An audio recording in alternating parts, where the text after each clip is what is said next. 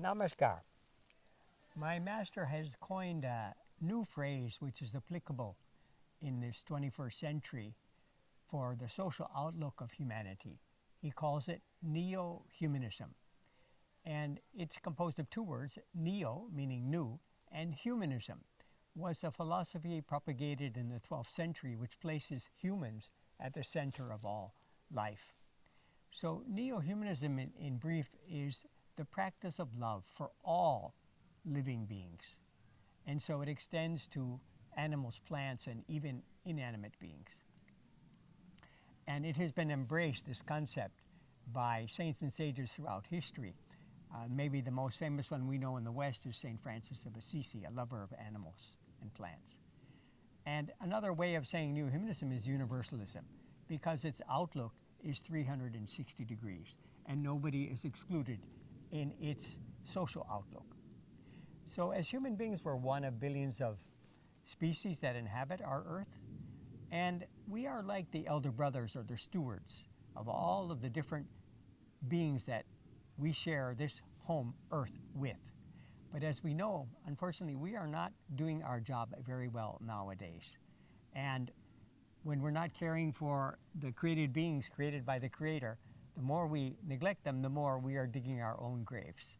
And we're seeing manifestations of this with recent developments in flash floods or uncontrollable forest fires, rising temperatures, which to a greater extent are we as human beings are responsible for these phenomena in nature today.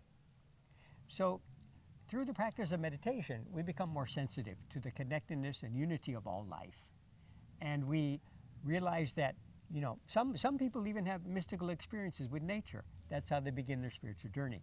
My Dada colleague, he shared with me that when he was a young adult going through his spiritual awakening, he would feel when a tree branch broke, he would feel like his own arm has broken.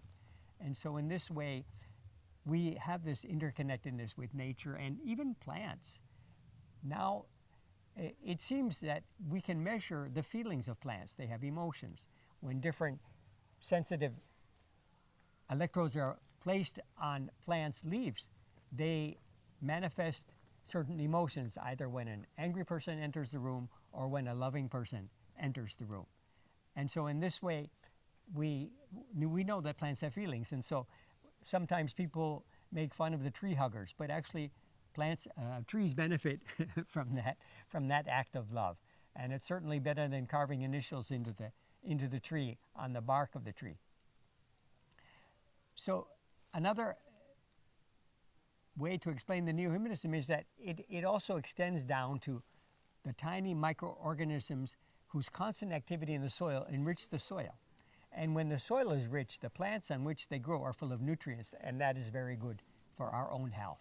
And so that's why more and more people are turning to the organic food, which is a healthier alternative for themselves and also for our planet, as opposed to non-organic food.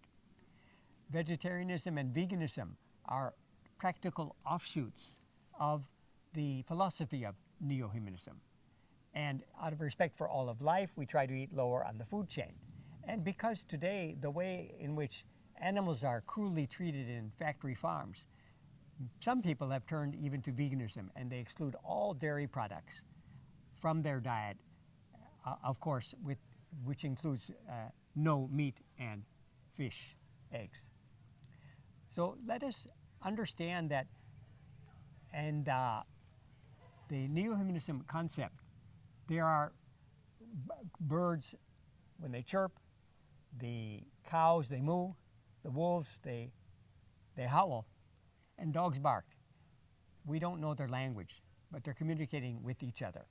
And nobody has given us the right to prematurely end the life of another living being, because just as we want to live, animals also want to live. And so we should have that respect for the right of life for all beings. Now, there are certain things that, some people say, well, what about if we allow animals and plants to just grow without any hindrance? Won't they overpopulate the earth? And the answer is no. Nature has a way of limiting the population of each species She's been doing it for billions of years. It's only when we interrupt that process that the negative side effects, as we're seeing now, manifest on the earth. But we have to overcome certain limiting sentiments in ourselves in order to become neo-humanists. You know, human beings are primarily psycho-sentimental beings. And so we respond more to sentiment than logic necessarily. So what are the limiting sentiments that prevent us from being neo-humanists? Some people are only confined to the feeling and sentiment of their families, not beyond. Some people are confined to the love of their physical location, that they're bound by a geo sentiment, which is related to the land, maybe their state, their province, their country, and so on. There's a larger sentiment, which includes more people. It's called socio sentiment.